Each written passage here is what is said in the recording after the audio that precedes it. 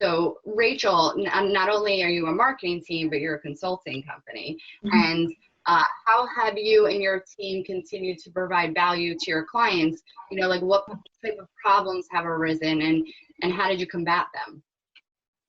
Sure. So that's a good question. So being that we've you know, I mentioned that we were mostly a virtual company, but we still went to visit clients on a one-on-one basis. And one of the challenges a lot of our concerns our clients had was, being that we're a marketing and creative agency, how do we continue to be creative during this time and follow through on projects? So really what we do is we create strategies, plans, and creative concepts, and then we monitor and facilitate in the execution of those concepts. And so those are two, you know, each is a half of a coin. So you have to strategize well, you have to manage the execution well. And where I find that sometimes either clients or team members can go off track is, we might have the strategy, but to your point with communication, understanding the why, it's created in a funnel. And then the operations team has a hard time executing or critically thinking when problems arise or metrics change or something along those lines. And so there's a couple things that we've done to combat that. First of all, we're very outcome focused. We're not time focused. So at the end of the day, getting to the result in the most efficient way possible it doesn't matter if it takes you 5 hours or 20 hours, let's just get there in the most profitable way possible for our clients.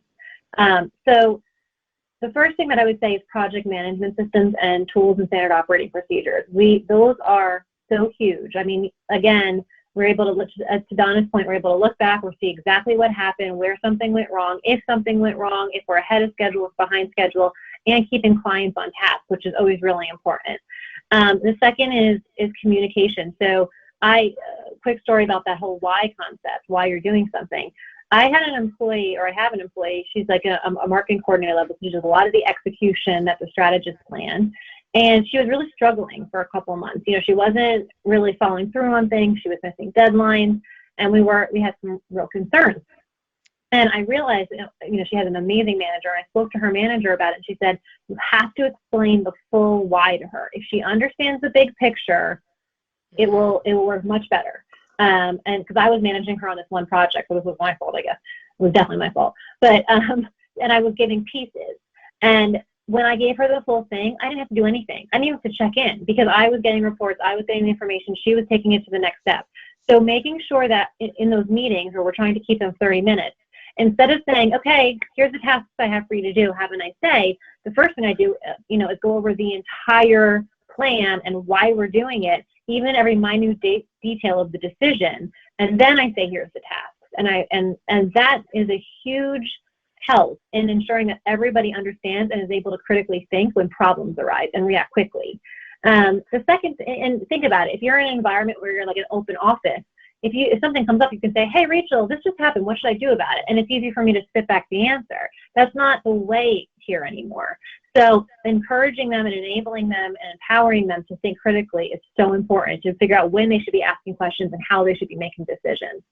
The second is fostering creativity. So that's always challenging, right? It's hard to be creative even in a room with lots of people, but how do you foster it when you're in a virtual environment? And so Donna actually gave me one good question I followed the other day, Donna. If you were on a deserted island, what's the one food you would bring? And but starting meetings with questions like that allows you to open up your mind. And it was interesting to me how people think differently. Like, you know, certain people were very practical. I'm going to bring peanut butter and I'll survive on it. I was like, I'm going to bring a hamburger that's fully loaded because I get like 6 meals in one. But somebody else like a burrito. I'm like, that's even better. But so it's actually interesting to think how people think differently and to laugh a little bit. It took 5 minutes for us to go through that. And then we were able to start thinking a little bit more creatively. The second thing is making sure that you're hearing people. So I think Simon Sinek was the one that you, not leaders eat last, Donna, what's it? We're leaders speaking last. So, yeah. So when you know, this is very hard for me to do, but when I'm in a meeting, I try to like be very quiet. Here's our challenge. What's your ideas? Because if you walk into a meeting as a manager and you say, here's the problem and here's what I'm going to do about it, especially in a virtual environment, it's so easy for you to be the other people to be like, I'm just going to do my email until they tell me what to do. But if I say, hey, Clelia, what should we do about this? they're paying attention, they're engaged, and you're fostering creativity. I also have to say, in this process, and of course, I would never wish COVID or this pandemic to happen, but I actually think this is the best thing that's happened to my business in a very long time. I didn't think that in March or April, but I think it now, because it has forced so much innovation. It's really stretched us and made us uncomfortable. And we have put, because of it, not only did we get creative, but we put so many standard operating procedures in place that we never had before. I mean, and it's easier when you're virtual. That's one benefit of virtual. It's easier to document things. It's easier to say, okay, we're going to have this conversation. I'm going to write it up and send it to you. And it's easier to encourage people to follow that process because we're not all running to different places. We're sitting in the same place, and we can make sure that it's being implemented the same way. And that has really helped us to grow very rapidly. And the last thing I'll say on that, which has been really good for me as a manager, is I will explain something, like a process. Okay, here's the process that me and my management team decided on. And I'll explain it to the team. And then I ask the team to write up the process I just told them about and send it back to me. That's great. And then I look at it and make sure they understood it. And then they go and implement it. And then it's their job to implement it, not mine. In fact, I'll go to them and be like, what was that process again? I just stay out of it to make sure I don't mess it up. But so that type of communication, virtual can actually be a benefit in some instances. And so I have a feeling that when the world does get back to normal or the new normal, I think virtual is going to continue to be a really big part of our lives. But because it does have some benefits if we leverage it appropriately.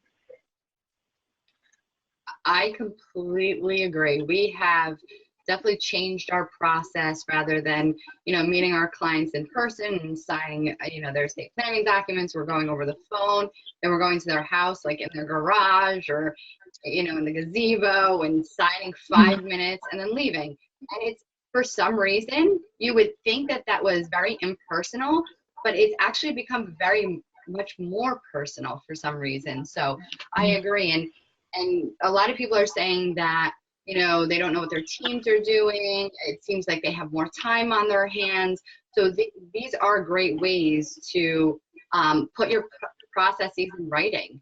And I do the same thing because I'm very short in my direction. And sometimes they say that you have to speak Clelia to work here because it's just a certain language. So now I've started to do the same thing. I tell them, write me an email with what we went over and I can correct it. So it could still be short, but concise.